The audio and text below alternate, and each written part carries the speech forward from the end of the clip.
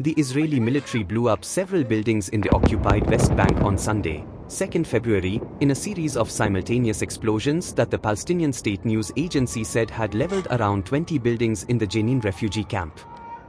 Thick clouds were seen rising from the Palestinian city where Israeli forces have been conducting a massive operation for nearly 2 weeks that the Israeli military says is targeted at local militants, including seizing weapons stockpiles.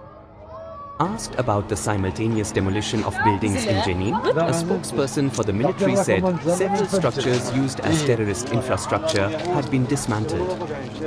More details would be released later, the person said.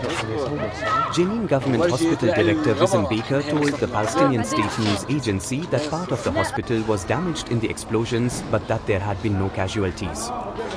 Jenin is a crowded township built for descendants of Palestinians who were driven out or fled their homes in the 1948 war when the State of Israel was established. The refugee camp there has been a center of militant activity for decades and the target of repeated raids by Israeli security forces. Israeli forces, backed by helicopters and armored bulldozers, began the assault on the city on 21 January, 2 days after Israel reached a ceasefire in Gaza with militant group Hamas. Hamas on Sunday called for an escalation in the resistance against Israel following the demolition of buildings in Jenin. The Palestinian Authority, a Hamas rival, exercises limited governance over the West Bank where around 3 million Palestinians live and over which Israel maintains overall military control. Israeli forces have engaged in gun battles with local militants since the operation began. Defense Minister Israel Katz on Wednesday said security forces would stay until the operation is complete, without saying when that would be.